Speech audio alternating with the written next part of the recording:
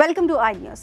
2 దశాబ్దాలకు పైగా సాయుధ పంథ విప్లవోద్యమంలో కీలకంగా పనిచేసిన మాధవి హిడ్మా ఎన్కౌంటర్తో కోలుకోలేని దెబ్బతిన్న మావోయిస్టులు ఇప్పుడిప్పుడే తేరుకొని భవిష్యత్తు కార్యాచరణకు సిద్ధమయ్యారు. అందులో భాగంగానే హిడ్మా నాయకత్వం వహించిన పీపుల్స్ లిబరేషన్ గెరిల్లా ఆర్మీ PGLAను పునర్నిర్మించే పనిలో పడ్డారు. హిడ్మా నాయకత్వం వహించిన బెటాలియన్ నెంబర్ 1కు ఒకప్పటి హిడ్మా మార్గదర్శి గెరిల్లా యుద్ధంలో ఆరితేరిన వ్యూహకర్త బర్సెదేవాను నియమించారు.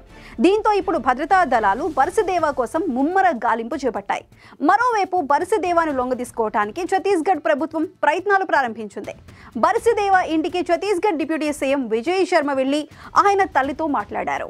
కేంద్ర కమిటీ సభ్యులు ఒక్కొక్కరు నేల కొరుగుతున్నప్పటికీ, ముఖ్యమైన నాయకులు గన్ను పడేసి లొంగుబాటులో పయనిస్తున్నప్పటికీ మాధవి హిడ్మా మాత్రం తనే ఒక సైన్యంలా భద్రతా బలగాలతో చివరి శ్వాస వరకు పోరాడారు. దాదాపు 2.5 దశాబ్దాల పాటు మావోయిస్టు పార్టీ గెరిల్లా యుద్ధానికి నాయకత్వం వహించారు. మెరుపు దాడులకు ప్రణాళికలు రచించారు. Operation green hunt, operation Prahar, operation Kagar పేర్లతో భద్రతా బలగాలు అడవులను జల్లెడ పట్టినప్పటికీ అనేకసార్లు దొరికి తప్పించుకున్న హిడ్మా చివరికి నవంబర్ 18న ఎన్కౌంటర్ అయ్యారు. మావోయిస్టు పార్టీ చరిత్రలో ఎదుర్కొన్న అత్యంత పెను విషాదాల్లో ఇది ఒకటే. హిడ్మా మరణం మావోయిస్టు ఉద్యమానికి చివరి దెబ్బగా అంతా భావిస్తున్నారు. హిడ్మా మరణాన్ని పాలక వర్గాలు పండుగ చేసుకోగా, వామపక్ష తీవ్రవాద అభిమానులు తీవ్ర విషాదంలో మునిగిపోయారు. ఇంతటి సెట్ బ్యాక్ నుంచి కోలుకోవడానికి మావోయిస్టులు మళ్లీ ప్రయత్నాలు ప్రారంభించారు. ముఖ్యంగా పీపుల్స్ లిబరేషన్ గెరిల్లా ఆర్మీని నడిపించేందుకు దండకారణ్య స్పెషల్ జోనల్ కమిటీ మళ్లీ జవసత్వాలు అద్దేందుకు మావోయిస్టులు కసరత్తు ప్రారంభించారు. అందులో భాగంగానే మావోయిస్టు పార్టీ PGLA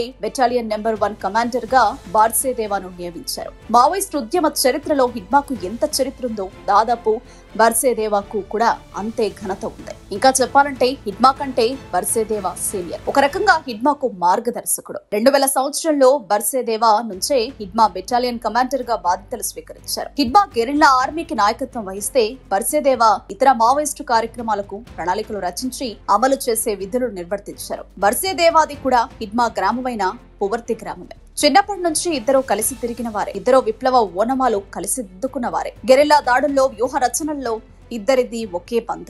25 ఏళ్ల క్రితం నక్సలైట్లలో చేరిన బర్సెదేవా పార్టీలో అంచెలంచెలుగా ఎదిగారు. వివిధ ప్రాంతాల నుంచి ఛత్తీస్గఢ్ కు వచ్చిన నక్సలైట్లకు ఆశ్రయం ఇవ్వడం, వారిని సురక్షితంగా ఉంచడం, కొత్త వారికి తగిన శిక్షణ ఇవ్వడం, రాజకీయ అవగాహన తరగతులు నిర్వహించడం, భద్రతా బలగాల దాడుల నుంచి తప్పించుకోవడంలో తర్ఫీదు ఇవ్వడం లాంటి పనులన్నీ బర్సెదేవా నిర్వహించారు. దర్బా డివిజన్ కమిటీ కార్యదర్శి నుంచి కేంద్ర కమిటీ సభ్యుడి వరకు ఎదిగిన బర్సెదేవా దంతేవాడ, దర్బా, సుక్మా దాడుల్లో కీలక సూత్రధారి అని పోలీస్ రికార్డుల్లో చెబుతున్నాయి. హిడ్మా హతమయ్యాడని ఊపిరి పీల్చుకున్న భద్రతా దళాలు ఆయన స్థానంలోనే బర్సెదేవా నియామకం కావడంతో అప్రమత్తమయ్యాయి. కేంద్ర ప్రభుత్వం విధించుకున్న 2026 మార్చి 31 గడువు కూడా దగ్గర పడుతుండటంతో బర్సెదేవాను కూడా పట్టుకుని తీరాలని దృఢ నిశ్చయంతో భద్రతా బలగాలున్నాయి. ఆయన ఆచూకీ కోసం గాలిస్తున్నాయి. మరోవైపు బర్సెదేవాను లొంగదీసుకునే ప్రయత్నాలను కూడా ఛత్తీస్గఢ్ ప్రభుత్వం ముమ్మరం చేసింది. ఛత్తీస్గఢ్ ఉప ముఖ్యమంత్రి విజయ్ శర్మ ఏకంగా బర్సెదేవా ఇంటికి వెళ్లారు.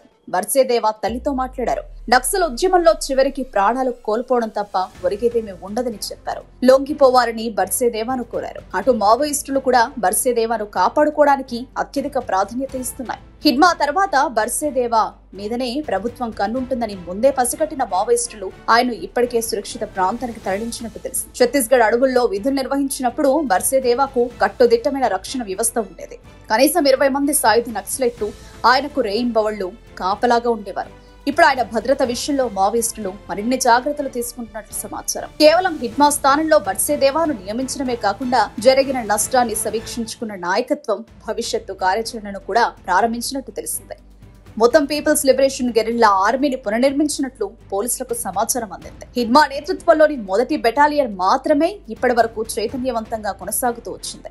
ఇటీవల Hidma Dandakaranya special zonal committee GKSJC బాధ్యతలు చేపట్టడంతో ఆ బెటాలియన్ కు బర్సెదేవా నాయకత్వం వహించారు. ఆ బెటాలియన్ లోని కంపెనీ 1 కి లెంగు, కంపెనీ 2 కి కల్లు, కంపెనీ 3 కి లక్కు నేతృత్వం వహిస్తున్నారు. భద్రతా బలగాల పట్టు పెరగడంతో ముఖ్యమైన క్యాడర్ ప్రాణాలు కాపాడమే లక్ష్యంగా మావోయిస్టులు వ్యూహ రచన చేసినట్లు తెలిసింది.